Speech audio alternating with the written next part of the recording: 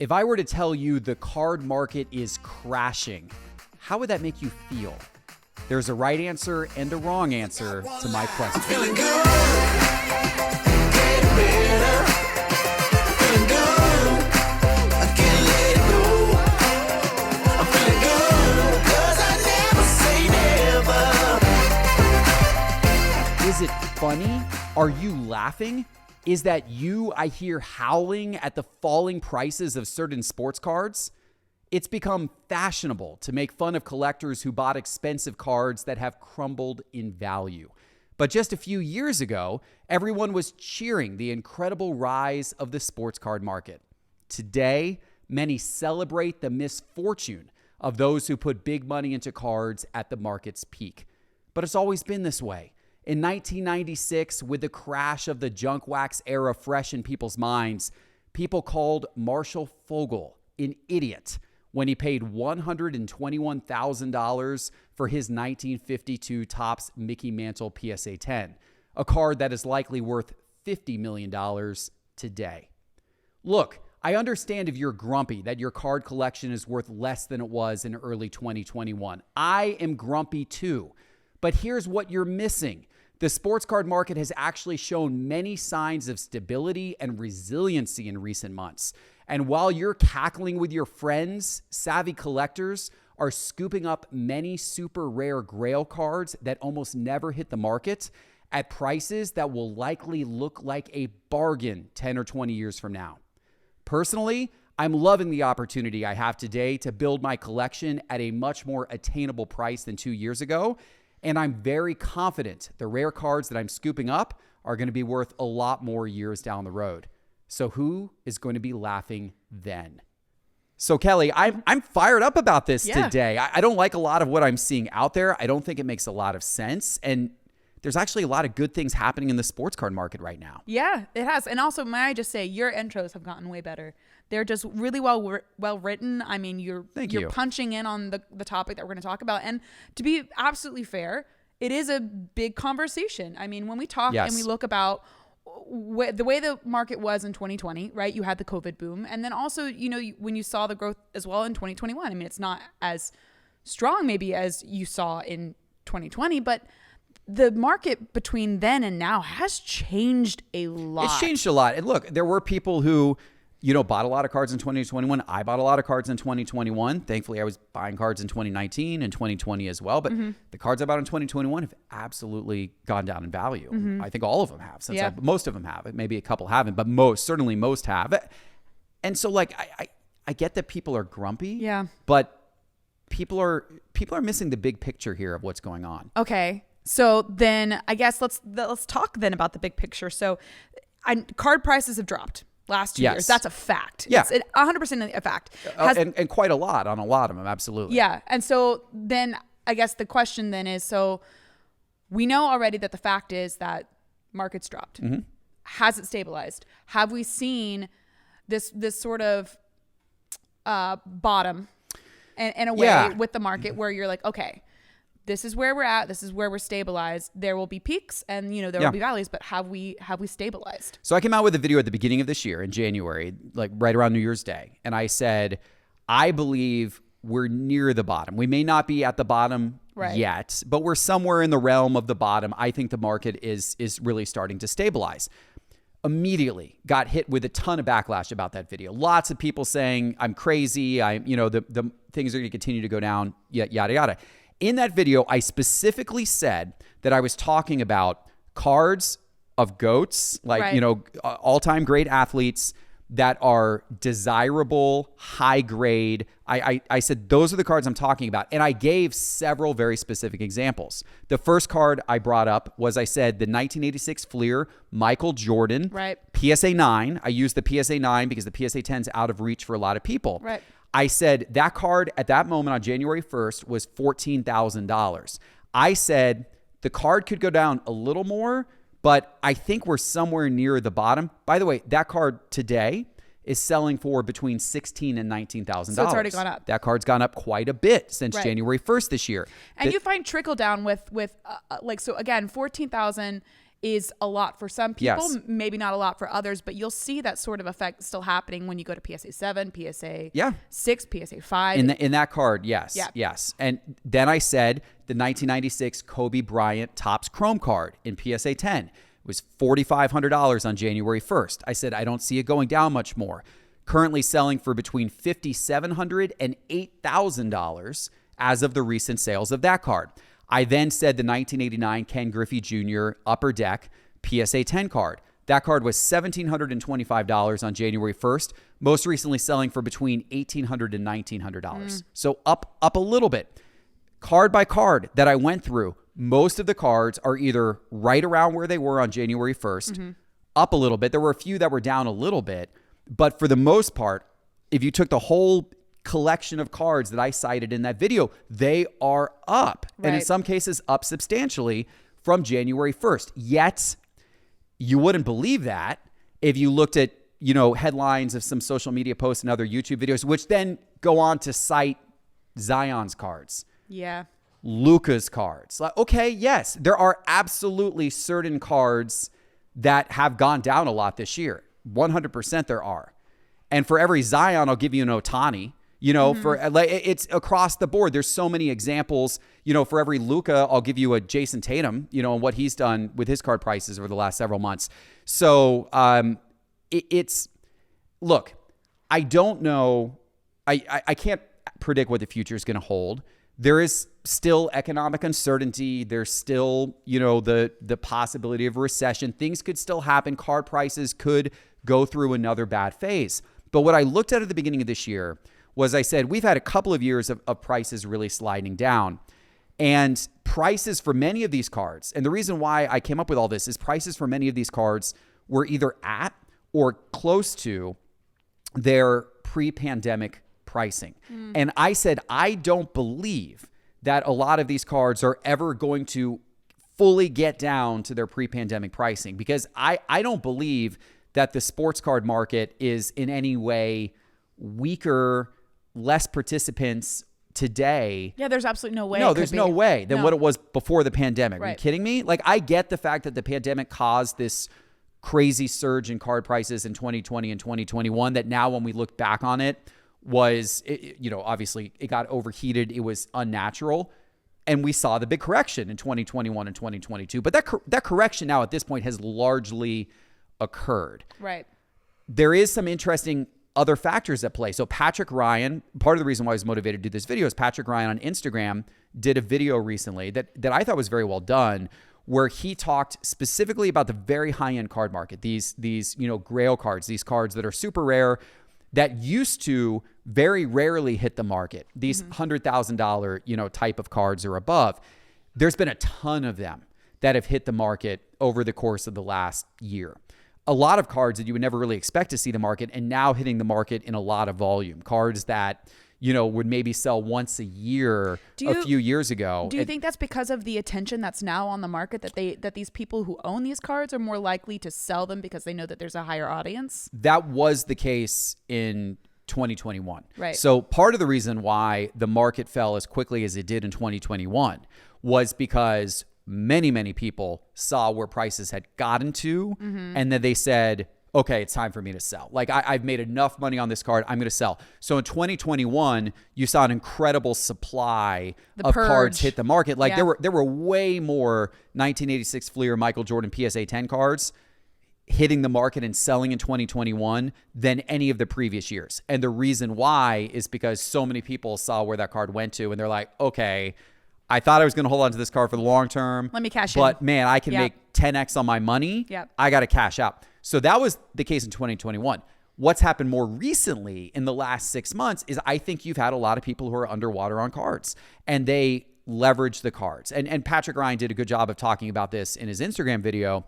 Auction houses were lending against the value of your collection. PWCC would lend you, for example, cards that you had in their vault, they'd lend you 50% of the value of the cards in your vault. So there were a lot of collectors that during the good times, cards were going up, they would buy a card and then they would immediately leverage the card. They would take a 50% loan out on the card and then use that 50% to then buy another card, and then they would immediately leverage that card, So it was this game. Yeah, it's the trickling of the loan. Not too dissimilar than what we've seen at times in financial markets over the course of the years. Different, how people got super leveraged on house, flipping back in the late 2000s, et cetera, right? It was happening in the card market. Well, unfortunately, a lot of those cards have come down in value substantially to the point where now, in some cases, the loaned amount's greater than the actual card values. So these auction houses have had to call a lot of the loans back. In some cases, they've forced the sale of a lot of these cards to resell. So I think that's part of the reason. I think it's either people selling on their own because they've been a little leveraged, or maybe they just need the cash. Maybe their other investments are doing poorly, as a lot of things have had. Maybe they have a need for the cash that they didn't have a few years ago. They've got crypto portfolios; those got really beat up, right? I mean, a lot. I mean, even stock portfolios got really beat up. A lot of people's earnings have gone down, and investment portfolios have gone down in the last year or two. And so, for whatever reason, there's been a lot of selling. In some cases, I think forced selling of a lot of these high-end cards.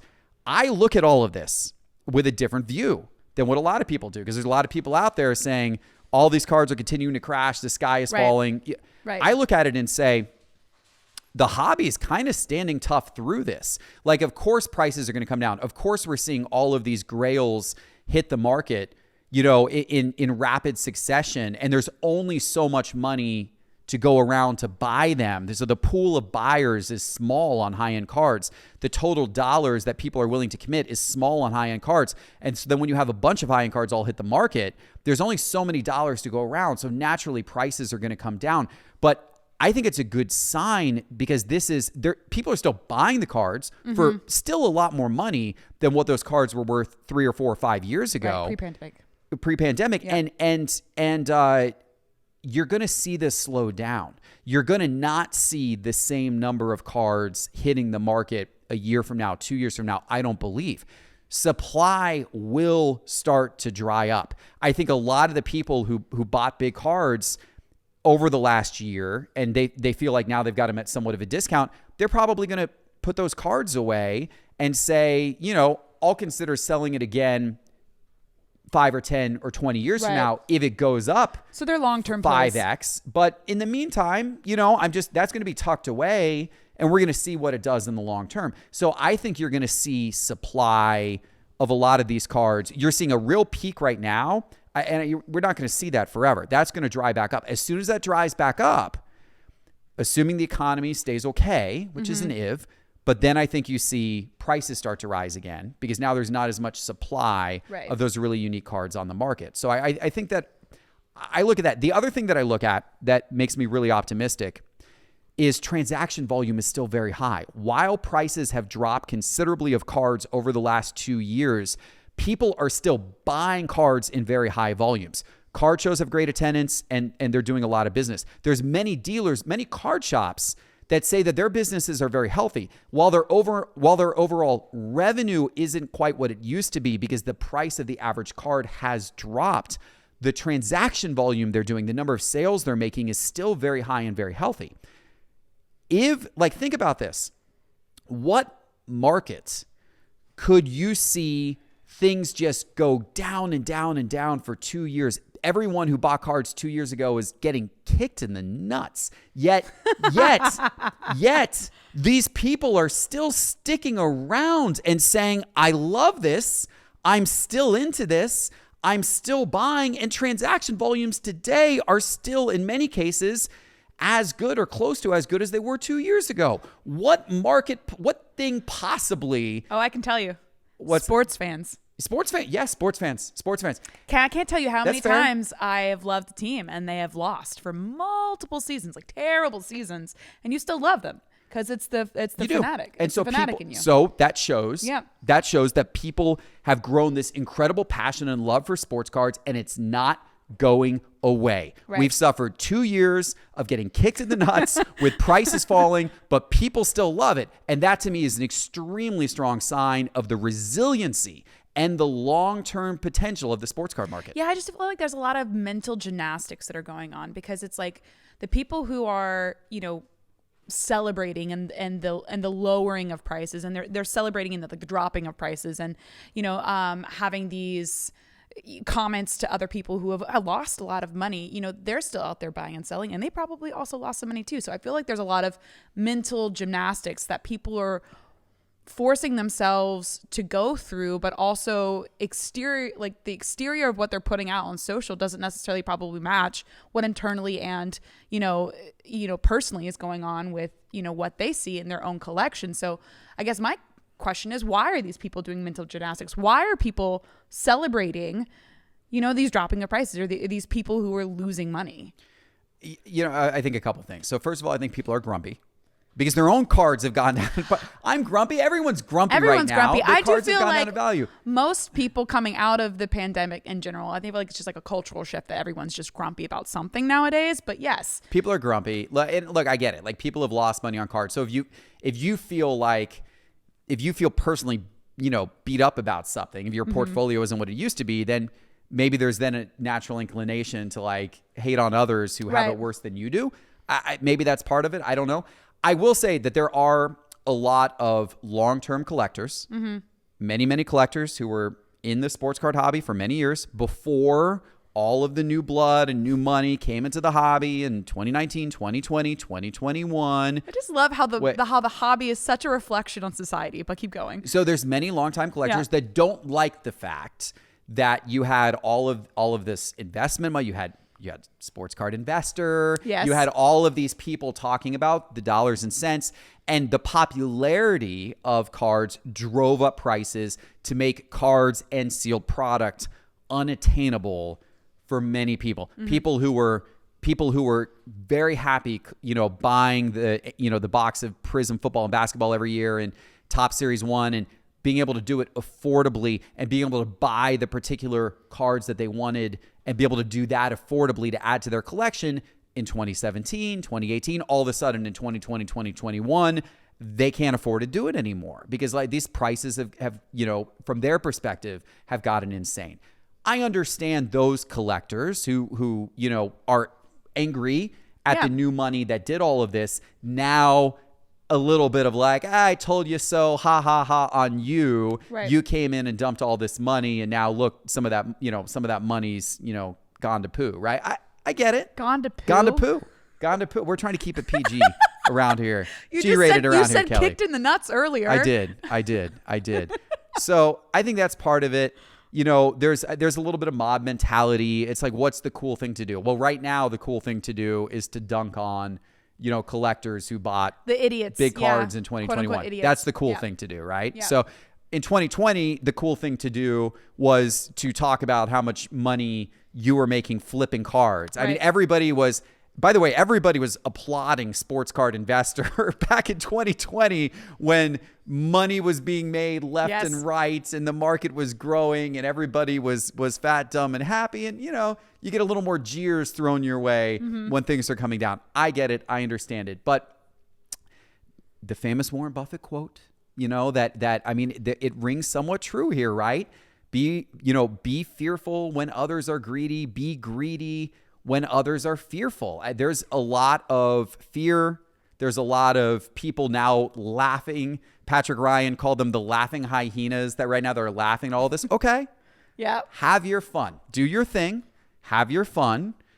Let the rest of us scoop up some of these cards right now that are on the market for the first time in a while, that are selling for a lot less than what I think they're going to be 10 years from now. And look, could I be wrong? Sure. Could the laughing hyenas, could they be laughing even louder in 10 years? They could be. But you know what? I like my chances. I feel pretty strongly about where this thing is going, the amount of money being invested in it, the amount of new collectors that are going to enter the space over the next 5 to 10 years. I think that we'll see some more bull runs again in the future for sports cards. I don't know when it's going to be. And I'm not sitting here predicting that cards are going to spike again in the next year or two. I'm not saying that. I am saying that I think we are reaching a period now of a lot more stability. But I do think we're going to see that rise again someday. Yeah, I think you're looking at stability and growth, though, because you were talking about this at the beginning of the podcast where, you're talking about these GOAT cards, right? And that how they, even though it's not been by an exorbitant amount, they have gone up. Yeah. Right? Even from the beginning of this year, they've gone up. by a few $100s, small amounts. Again, not anything we saw in a crazy blow up in 2020 or 2021. And, you know, maybe that's the judgment. That's now the bar when you consider something to be going up or doing well in the market, is that it has to jump by this exorbitant amount for it to be a good, healthy market. And it's just not the case. You want things to grow steadily. If something absolutely leaps and bounds overnight, there's a little bit of worry then that it could come right back down, which we saw. But I think that what you were saying basically, you know, with these GOAT cards is that they have increased even from January. But you see the sort of up and down that game of going, you know, being positive, green in the market, and then being red in the market, being negative, you know, losing money, gaining money. You're seeing a lot more of that with current players like you were talking about. Ohtani, Luka, Zion, you know, Zion in himself is a whole interesting case, which is very interesting. But like you're seeing that.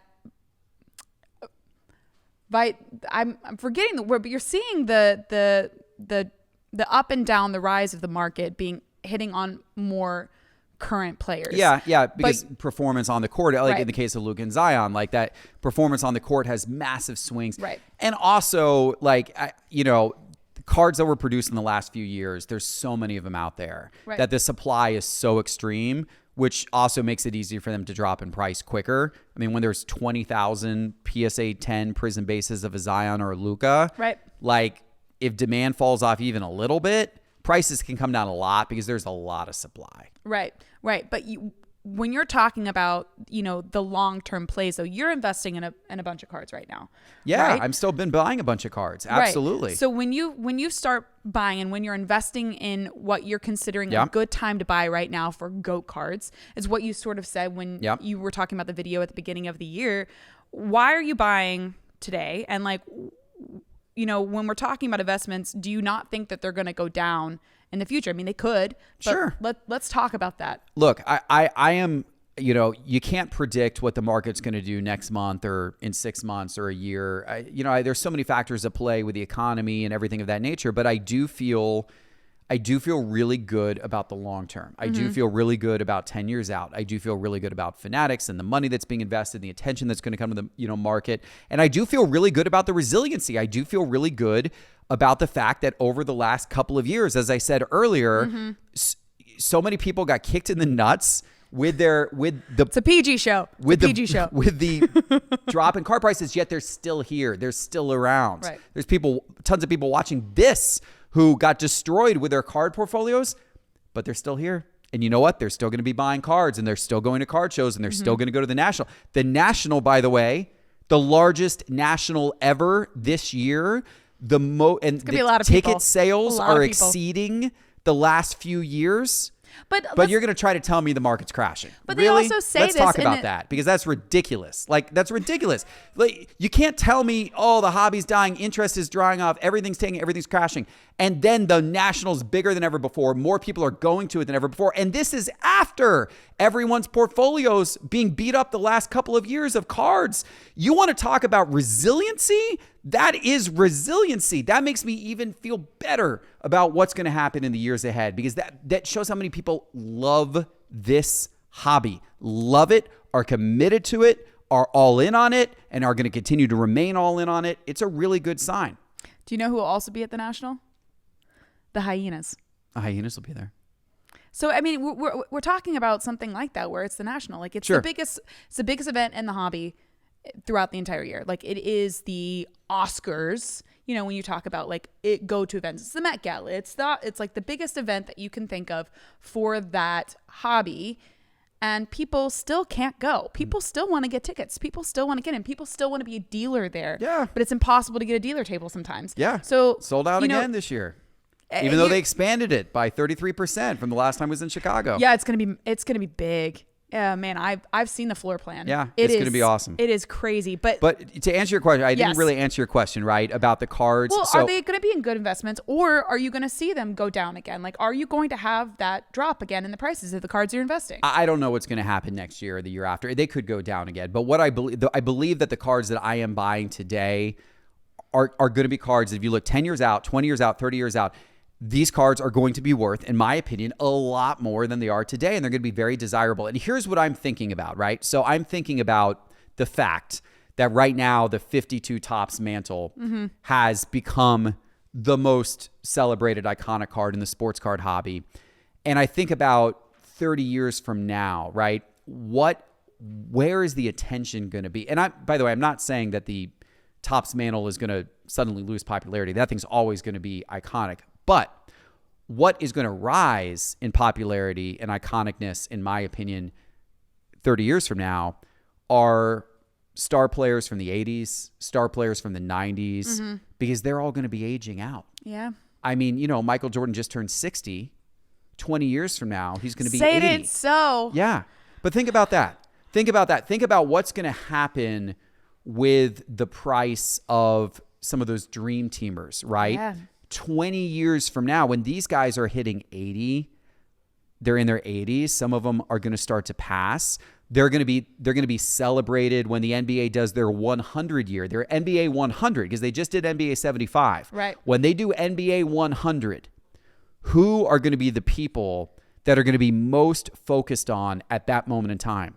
It's going to be all of the players from the dream team. Right. It's going to be all those 80s and 90s, everyone from Shaq to Jordan to Bird to Magic. And sadly, not all of them are still going to be there for the NBA 100 celebration. We can hope. Some of these guys, we can hope. Yeah, we'll definitely We can hope. hope. Yeah. But those, in my opinion, that will strike a whole resurgence in nostalgia around that era. And it's probably not just basketball. It's probably Elway and Marino and some of the 80s Tiger football star. Tiger Woods. Yeah. Tiger Woods. That's a great one.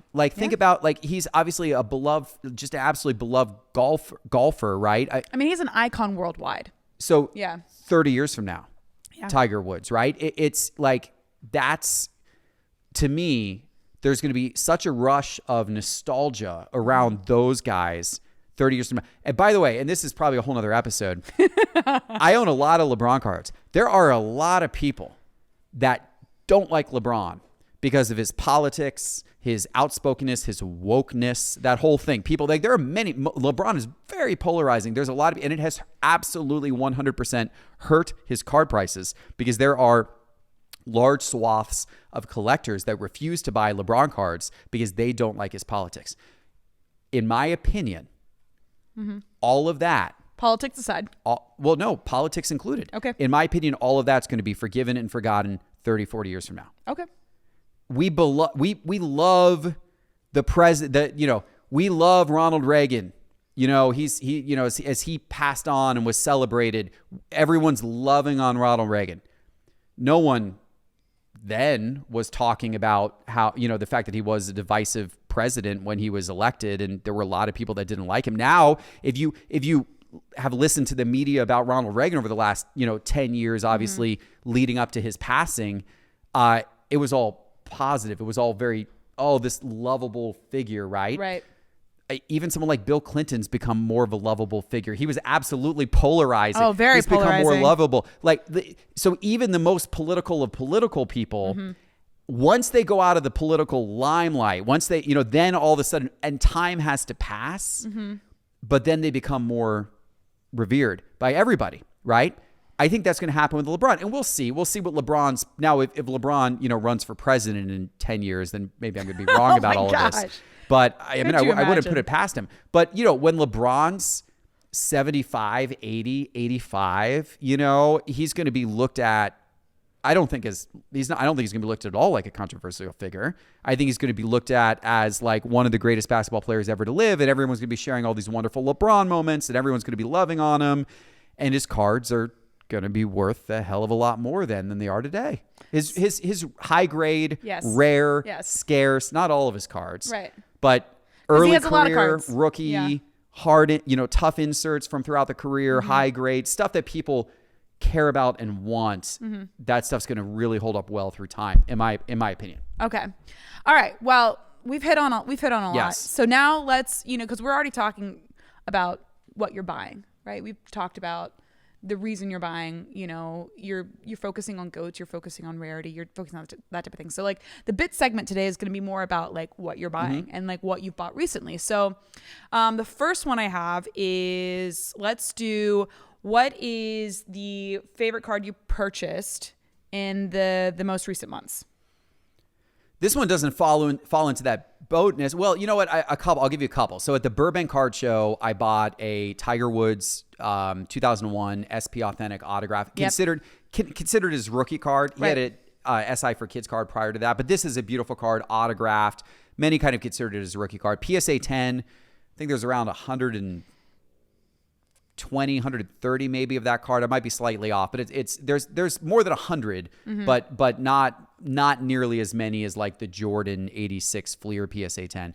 I bought that. I love that card. I think that's one of those we just talked about. Tiger. Right. That's a card that's getting locked away and is going to be held on to for 30 years. I think that's a wonderful card. So I like that one. A more modern player, a card that I might not hold on to for the long term, but it was a great pickup. I got a Burrow Prism Gold out of 10. It wasn't the true Prism Gold. It was the disco version of it, but still a Prism Gold out of 10 auto. Oof. I got it for a steal on a Golden Weekly auction a couple of weeks ago. There's an interesting arbitrage opportunity right now. There's so many different auction houses. I mean, there's eBay, PWCC, Gold, and Alt. There's so many different auctions, Pristine and Heritage and MySlabs, and I mean on down. There's so many different auctions that are happening now every single week that people are not able to keep up with all the activity. So sometimes you find a card like that Burrow Gold that it sold for a lot less than it should have, and I scooped it up. I think that's an interesting point you're making. I think people are keeping up, but they're keeping up with what they want to keep up with. I do think, when we talk about, we talked about the transaction history right now. There's more transactions going on right now, even though the market's technically down, but that's because there's more opportunities for people to buy what they're looking for because there's more activity happening. I mean, you're talking about these weekly auctions that you are now seeing where they're just thousands of cards. I mean, there's, Thor cards, there's Burrow cards. I mean, anything that you could possibly want to collect or invest in for the time being, or, just maybe gift or whatever, you can find that. And, we talk about that sort of transactional activity happening. That's sort of a big part of it, is that you now have more opportunity than ever with the auction houses, with the multiple platforms, by the driver of the audience of the hobby growing. You're not seeing that just as a whim of an event. Like, things have to happen in succession for things like weekly auctions by Golden, by Pristine, by, Heritage, by, MySlabs. All of that stuff happens because the growth that you've seen, pre-pandemic, pandemic, 2021, 2022, with Fanatics, you're seeing the cascading effects of the attention being brought in. And it's people probably joined in the pandemic and they probably had no experience of what it was pre-pandemic. And to them, it is all negative. It's all come down from what they experienced when they joined, but that doesn't mean that it's not at a correct place for the market to be as in sustainability. Right. But you're still seeing that opportunity effect happen because of that volume of audience coming in. Sorry, I just went on like a little bit of a rant, but like that's important for people to consider, that some maybe of these hyenas are people that came in 2020 and expected those prices or that, huge gains, huge losses, whatever, to be consistent. Yeah. But it's not. No. And that's not great for the long term. Like the fact that we did have the spike that we had in retrospect. Right. The fact that we had the spike that we had in 2020 and 2021, I wish it was more slow, steady growth. Yes. Rather than this like insane spike followed by a big crash because, people get hurt in that cycle. Yeah. Hopefully we see slower, steadier growth going forward. That's what I'm hoping for. And I don't know if that's starting yet. Could it dip more? It could. But we're going to get back to that at some point. I think we're going to get back to it sometime soon. And that will be the healthiest for the long run. All right. Got little side combo done. Let's go to your favorite card or your most profitable card and ones that you've purchased in the recent months. Yeah, at Burbank, the Burbank show in February. Yeah, well, I mean, it was timing wise. I mean, I'm thinking, last couple of months, right? I was at that Burbank show in February. I bought a few really nice high-end Ohtani cards. Those have gone up like crazy. One of them that I bought a 2017, his World Baseball Classic 2017 Bowman Mojo PSA 10 for, I believe I paid $800 for it. It was right around there at the show. I just noticed it sold the other day for $1,500. So that one's, and then I bought a really high end Ohtani that is probably up at least 50%. Yeah. So now it's 2x if I sell it and cash it in, right? Yeah. Which I'm considering doing at this point. But I love Ohtani. That's the tough thing. I love Ohtani. Yeah. He's such a unique player. Yeah. I love him for the long run. So then you have that internal conflict that I know a lot of collectors have as to like, do I cash out and take the profit? Yeah. It's good profit. It is, but then do I hold the card because I like the player? Are you mad that you don't have the card later? Yeah. What do you do? Oh gosh. What do you do? Gosh, hard choices. It is hard choices, and it's hard to sell. Collectors will tell you it's hard to sell. It's hard for me to sell, even though I'm looking at the dollars and cents of it. It's hard to sell because I love the cards. I love having these conversations with you because there are certain players that you're like, I don't know. Yeah. I'll keep them. But the other one's like, yeah, I'm selling that. Yes, 100%. Oh, that's very true. That's very true. Yeah. So speaking of that, what card that have you gotten recently that you think that will be profitable in the next few months up ahead? I think football is going to be really hot this year. Football was really hot last year. I think leading up to the football season, you're going to see a lot of interest in football cards this year. It hasn't slowed down a whole lot this offseason. Normally you see a big dip in prices and interest in the offseason. It hasn't been the case with football this year. Just so much interest last season. I think, you're going to see the typical names of like Mahomes and Burrow and Trevor Lawrence, who's going to be hot going into the season. I've been buying some Jalen Hurts because I feel like he's in the NFC. He's got a much easier road back to the Super Bowl than any of those AFC quarterbacks have. So I like Hurts. He just signed the big contract, of course. I like Josh Allen because now so many people are down on him. Like Josh Allen was the guy that everybody was buying going into last season. I had a huge Josh Allen card that I sold just before last season. Did great on that deal, right? Because I sold out of it, and then his card market tanked. During the course of the season last year, sold to Josh Allen and to Justin Herbert, made big profit on both. Really happy I sold both before last season because both of their prices went down a lot last season. But I think with Josh Allen, I might have overcorrected a little bit. Bills are really strong. No one is hyped up about Josh Allen going into the season. No one's buying Josh Allen cards right now. Are you going to lead the Josh Allen train? I might scoop a little Josh Allen. I think Josh Allen, he's being forgotten about right now. Okay. Might scoop a little Josh Allen to go with my Jalen Hurts. But those guys I'm going to ride, I think, heading into the season. Okay. Are there any other players that you see as being good low-key bets as well? I think, in terms of recent rookies, I think Justin Fields has quite a bit of upside because I think the Bears, they've stockpiled money for free agency acquisitions. They've stockpiled draft picks. And he's starting from a low baseline because they're bad. They were bad last year. He's starting from a very low baseline. So it doesn't take a lot of improvement for card prices to go up. We saw it last year with Trevor Lawrence. His cards went up a lot because the Jags went from really bad to, showing a lot of promise at the end of the year. Could the Bears do something similar either this season or next? If so, it's going to help Fields' card prices a lot. Off the cuff question, what team are you looking at to have the biggest swing in performance in the upcoming season? Oh, what team's going to be improved the most? That's a good question. I know it's off the cuff. Sorry. Yeah, that's a good question. No, what team's going to be improved the most? Teams that are on the upswing. I mean, I don't know. It'd be interesting to see what the Lions do. The Lions ended last year really, really hot. So can they keep that going? They snuck up on a lot of people. It seems like maybe they're getting Teapot's in the together. corner being very happy that you're saying this right now. Maybe they're getting things together. I think the Falcons still have a ways to go, but kind of like the Bears, the Falcons have money to spend. They've got a lot of youth that they've got on the team. So I think the Falcons, because again, I'm looking at teams that are kind of in that bottom tier. The Falcons are there. The Bears are there. The Lions were there, although they accelerated last season. I think if the whole Jets, Aaron Rodgers thing, if all that comes together, I think the Jets are going to take a step forward. They took a step forward last year, kind of fell off at the end of the year. I think they could take another step forward again. So they're going to be a really interesting team to watch.